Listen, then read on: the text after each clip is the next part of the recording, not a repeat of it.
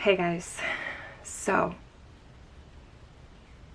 I'm not real happy right now, but I'm gonna fill you in on everything and try to make this somewhat of a productive video. I'm gonna be fast tracking this one ahead of some other ones I already have filmed, so what you're seeing now is most recent. Before I get into like what I'm actually gonna do today, let me fill you in. If you don't follow me on Instagram, then you probably don't know. So I'm just gonna start from the beginning. If you've been in my channel for a while, then you might remember like last year, I went to kick on my heat because it was starting to get cold and it wouldn't blow. It was blowing air, but it wouldn't blow hot air. And also my gauge, which is like right up here, to test the levels of the propane. When you hit the button, the gauge goes like all the way, like not even on the scale. It's like all the way past. So I wasn't sure like if the gauge is broken, if I'm just out of gas and the gauge doesn't register because it's completely bone dry, or what the situation was. So, it just kind of got brushed under the rug. And a couple weeks ago, like 2-3 weeks ago, finally got around to hooking up an external propane tank. My dad brought me one of his and we hooked it up at the fill port, on the outside of the RV, and turned it on, and the gas started flowing. It was actually making a lot of noise, which I wasn't aware that it should do, but my dad said, it's just pressurizing, everything's normal, whatever. We came inside after a few minutes and tried the stove. It did light. It took a lot of effort, but if the tank was completely dry, the lines were empty, everything, it had to take some time to get the propane, up here to the stove. So it did light, and I was like, oh, thank God, but within a couple seconds we realized we were smelling gas. And so we gave it a couple minutes just to make sure it wasn't just like, residual gas in the air from turning it on or something like that. We continued to smell it. So turned the bottle off, and my dad's like, well, it's leaking somewhere, we'll have to find that. And a week or two goes by, and finally I was like, you know what, I'm doing this. So I got a spray bottle, filled it mostly with dish soap and a little bit of water, came out and crawled under it, and immediately seen the tank. Like, this was the first time I was even under the RV. And the tank is mounted kind of like right down the center of the chassis, is that what it's called? Then it's right down the middle. And so started spraying around, the valve and everything on the tank, sprayed at the fill port on the side of the RV. Anywhere where I seen a connection, I sprayed. And almost immediately I seen bubbles, and I was like, oh, because I'm just like, this is gonna be a nightmare. So I seen the bubbles. I was so happy. I did take a little bit of video, mostly because I had my phone in my hand for flashlight purposes. And it's had like this weird connection. Like, I couldn't figure out what this connection was even for. It had the brass T, I guess is what it would be called, but coming off of that there was like an air hose quick release thingy. I don't know its proper term, but we use them here at our shop.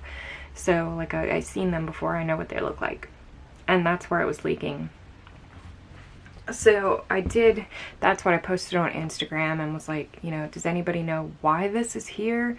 If it's needed, how to fix this kind of a leak, what's going on? I did get a little bit of feedback, but pretty much everybody was like, oh, you need the T thing. And I'm like, but that's not what's leaking. The T isn't leaking. The air hose quick release thingy is what's leaking.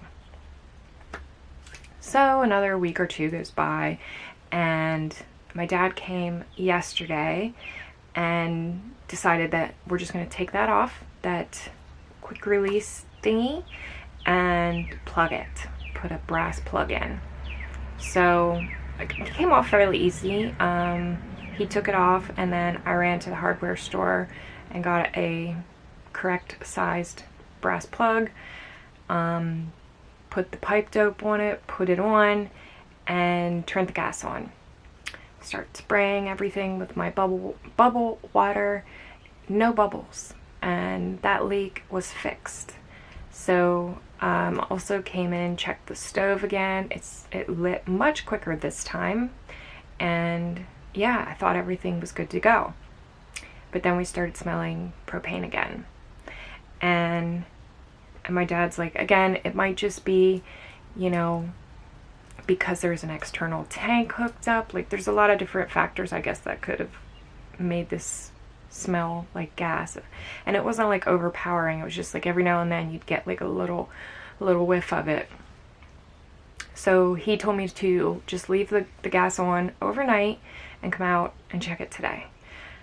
So I came out today and didn't even have to walk close to the RV, and I could already smell it. Very strong.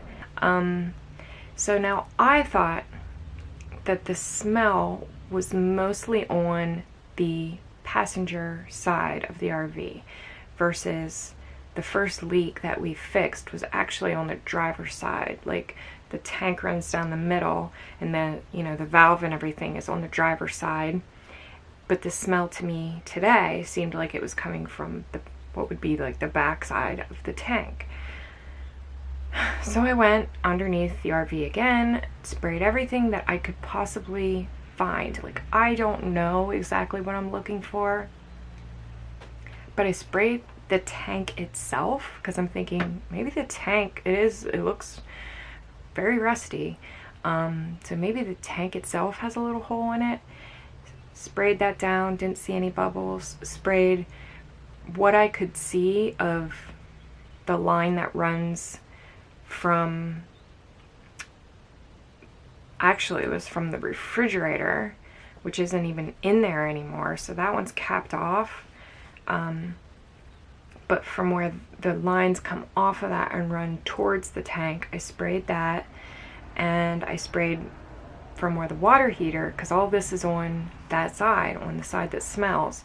So I sprayed around the water heater and what I could see of those gas lines, and no bubbles. I don't know what else to do. I'm like, putting all of this freaking work into the RV, and I still can't use it. Like, I cannot use it without gas. So I'm not a quitter, but like right now, I don't know what to do. Like, this one really has me stumped. Aside from hiring a propane person to come in and look at it, like, that's the only thing that I haven't done that I probably should do, and I don't want to because it's going to be extremely expensive.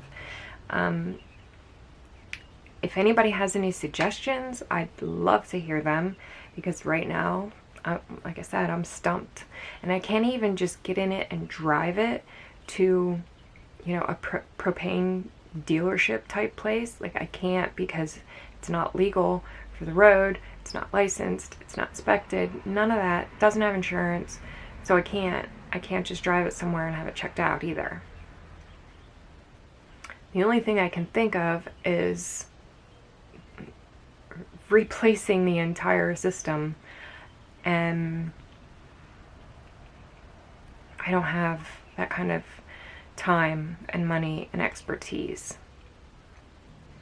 So even though all this shit is happening, like, I still want to keep moving forward with the projects that I have started, and hopefully it'll all come together in the end, because like I said, I hate doing all of this work, making it beautiful on the inside, for nothing, you know, for nothing, for like a yard ornament. So anyway, that's where I'm at right now. It's also going to be about 500 degrees today. So I came out super early. It's not even 9 a.m. yet. I've already filmed one other video. I've already sprayed and did all that stuff. So I think what I'm going to do today is just finish up some loose ends. Do some trim, do the overcab flooring. The toilet's pretty much done. You guys haven't seen that video yet. I won't give you any sneak peeks. You'll have to just wait for that video. But yeah, I think I'm gonna do mostly trim. Just do trim and finish the flooring on the stairs. Put that last piece of flooring back behind the couch because I got the bolt out yesterday when my dad was here. And yeah, go from there. It's probably gonna be a short day because, like I said, I'm not looking forward to the temperatures that we're going to have today. I think first thing I'm going to do is pop that piece of flooring back there where the seat belt was, and then, you know, I can scratch that off the list. That'll be done.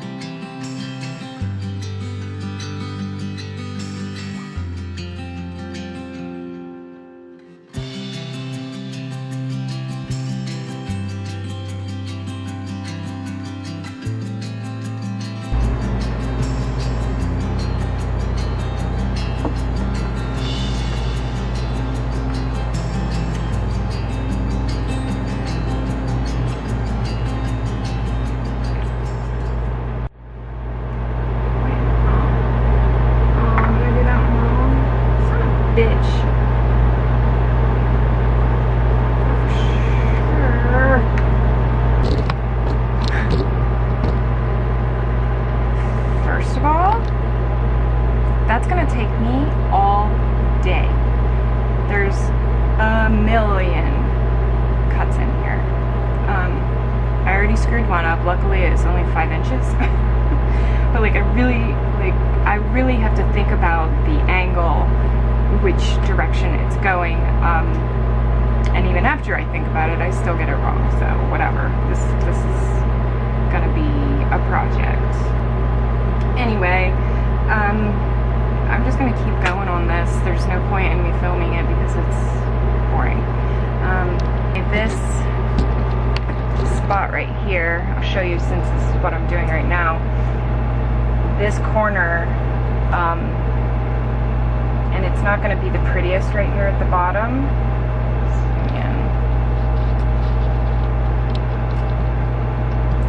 This kind of point right here doesn't line up quite right at the bottom, and from the angle the camera is, you can't really see it. Hang on a second. So yeah, from this angle you can see what I'm talking about, like that little gap right there. And then obviously there will be another one here on this side. Just stuff that carpet back under there. But yeah, so there will be a weird gap here, and maybe I will just like fill it with some sort of putty or something and paint it purple. Maybe. We'll see how much it bothers me when I'm done.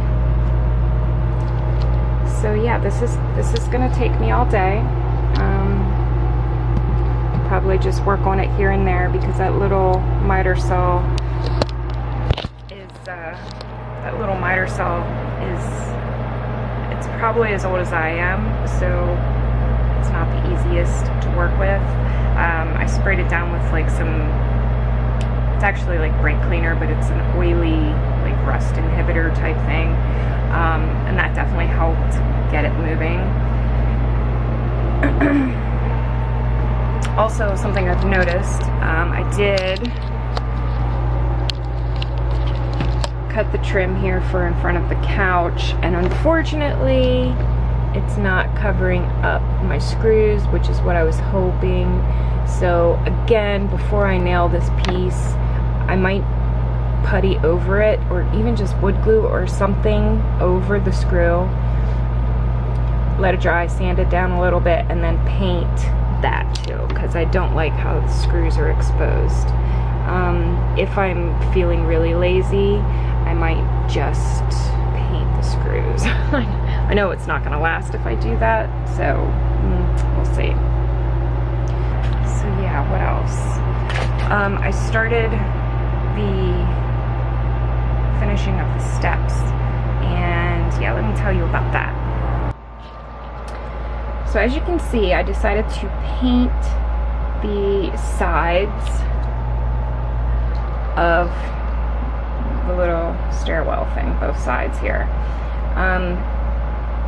Originally, I wanted to continue the flooring onto the steps and the sides.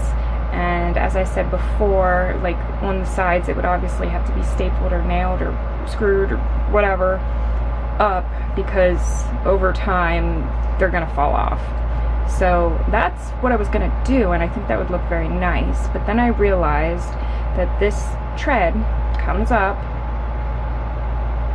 so I would have to have clearance, you know what I mean? If I put flooring on the sides, then I'm gonna have to trim this board down so that it has clearance to lift up.